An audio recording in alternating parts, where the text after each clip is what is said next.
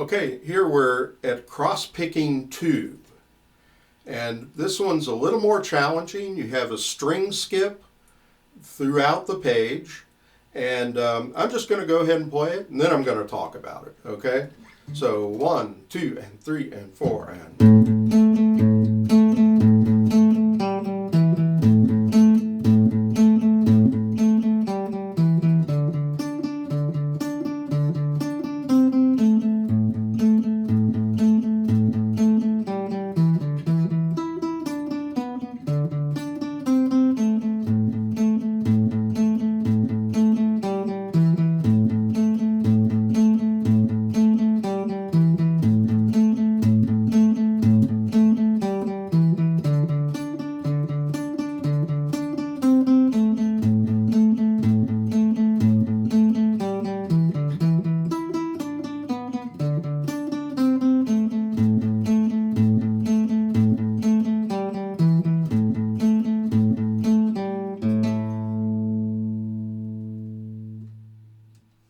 Okay, now this is kind of a blues riff, and it's fairly simple in that it's the same riff pretty much all the way through.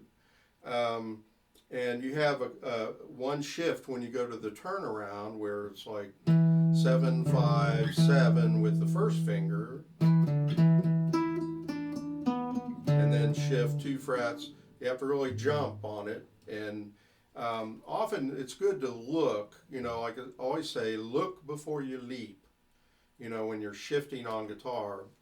If there's any question at all, I mean, there are some people who can just sort of close their eyes and play any note on the guitar, but I'm not one of them. And when it comes down to it, if you're really performing or performing on stage, it's really better to look, I think, rather than take a chance. But that's my opinion. If it keeps me from flubbing one note, it's worthwhile to look. But you have to be able to look back, look at the page while you're playing. And I played that pretty fast. So it's, like I say, it's pretty straightforward. You want to make sure your hand is relaxed. If you notice, my hand was moving very relaxed way, very smoothly.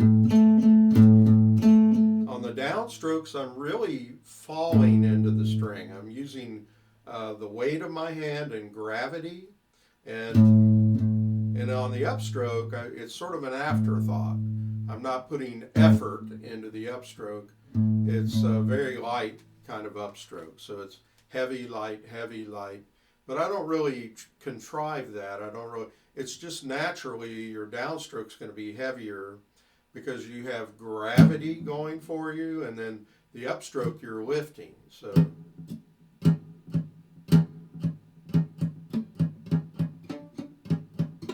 if you're skipping a string, you could practice that skip with muted strings if you want. And make sure that you're holding the point of the pick pretty close to the bottom of your thumb. You want to make sure your thumb is flush with the first joint of your index finger. You don't want the index finger sticking out below the thumb, or if it does, just a little tiny bit.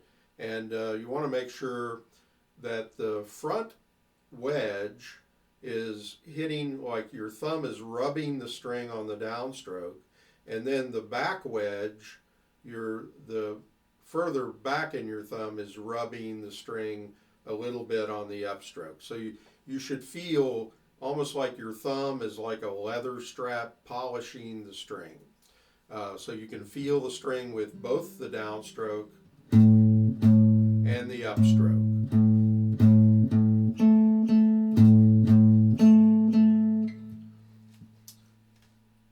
Okay, now another thing I want to talk about is connecting your notes. Like with this blues riff,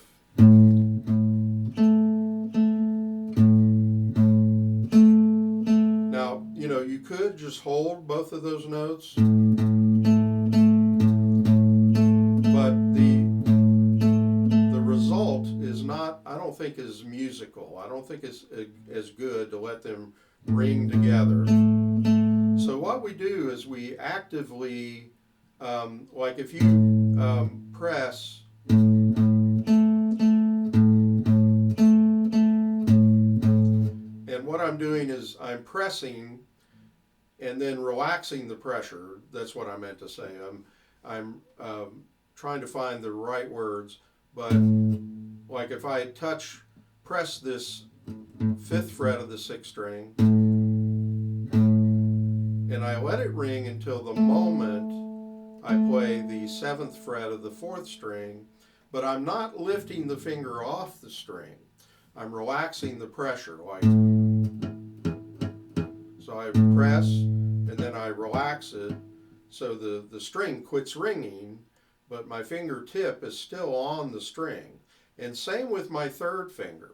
Now sometimes you could take the 3rd finger off, but I wouldn't take both of them off. If you took any finger off, it would be the 3rd finger. But in this riff, I think, in this case, and so you're pressing right when you need to press, and I'm letting this ring until the microsecond that I play this note, so it's connecting, and that's what we call legato. There's staccato, which is very short notes. If I went, so I'm cutting each note before I play the next note, and that's staccato.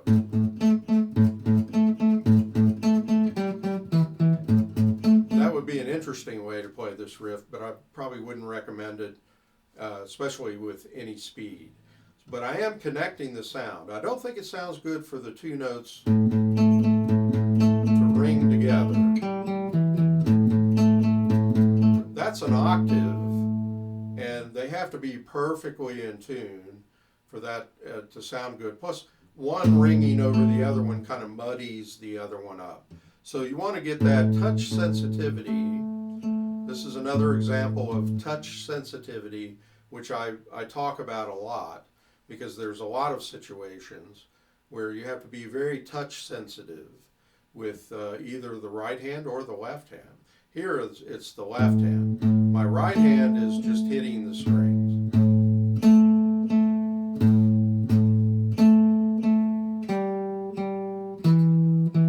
And then when I go to that, after this note, I take the 3rd finger off to replace it on the 4th string. But going from the 6th to the 4th string, I am not taking any of the fingers off. I'm just relaxing the pressure. So you may have to work with that. Just play with that really slowly.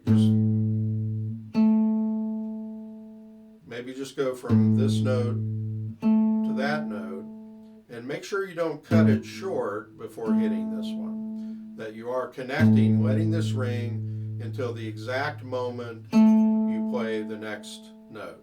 And that's where you have more control over your sound and your phrasing.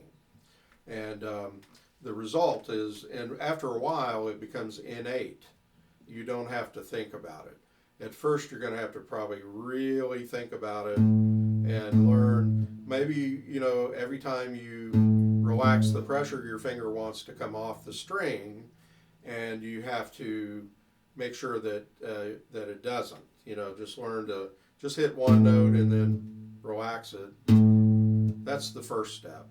And then maybe connect to that note. And then do it the other way. Connect this one to the low note. And then try to get them back and forth.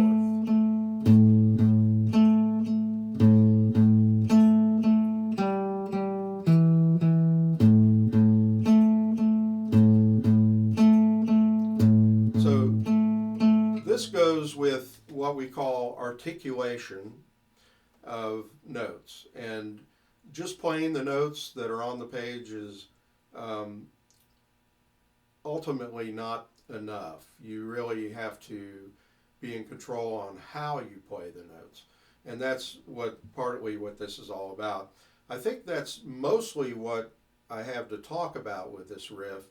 Now, when you get to the turnaround, which is, if you look on the page, it's the second measure of the third line going into the third measure.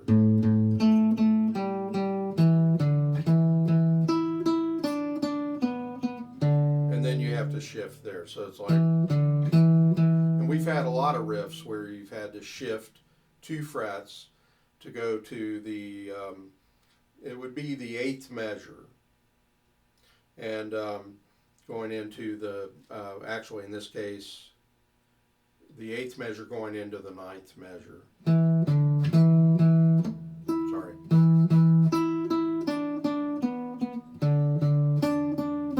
And after you finish this, you've just shifted, you got to shift again. But it's just 2 frets. You're just shifting 2 frets. But you have to do it very quickly.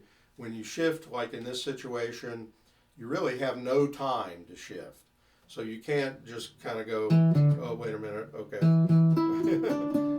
It just doesn't work that way. So I'm going to play it again, but I'm going to do it on the slow side so you can play along with me, okay? I mean, if you're just starting with it, you want to do it slow. And then later on, you can do it the way I did it in the beginning of the video, more up to speed. So 1 and 2 and 3 and 4 and...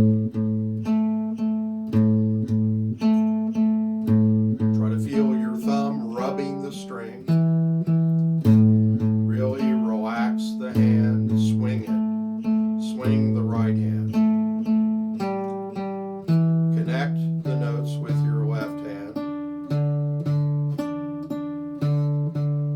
Don't let them ring together.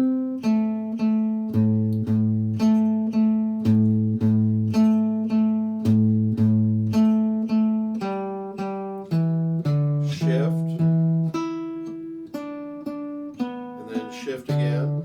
I might have missed one note there. I'm not a perfect guitar player. And I'm going to go ahead and repeat it.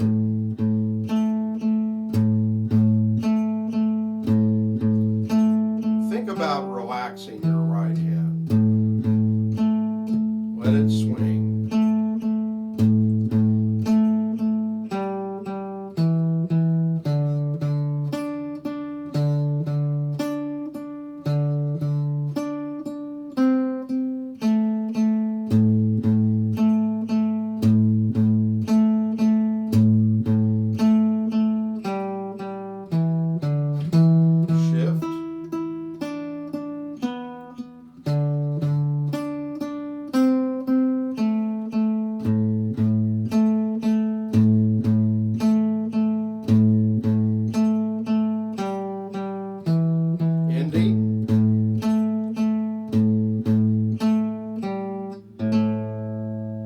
On the last 2-note chord, now some people call that a dyad if you're playing a pair of strings. I am doing a rest stroke with the pick. So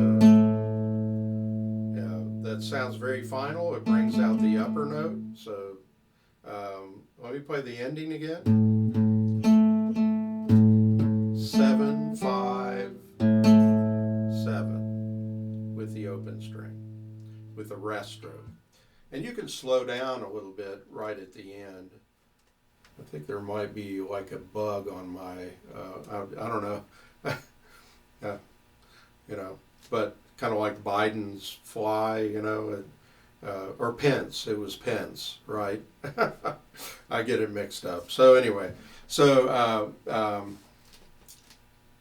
if you like this video, please subscribe, please hit the like button, and go to my Facebook page, John Hedger Guitar Studio, and give me a like there, okay? So have fun with this. This is really a nice riff, and it's a very good cross-picking exercise. It's a step up from the other one, which was like...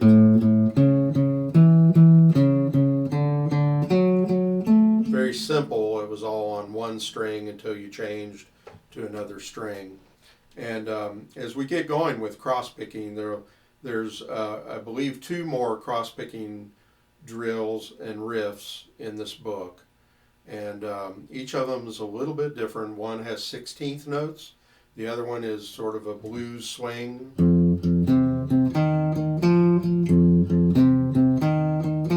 And then the one with 16th note is like 1 and 2 E and a 3 and 4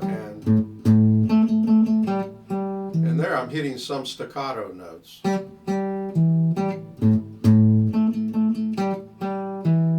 So that's something to look forward to.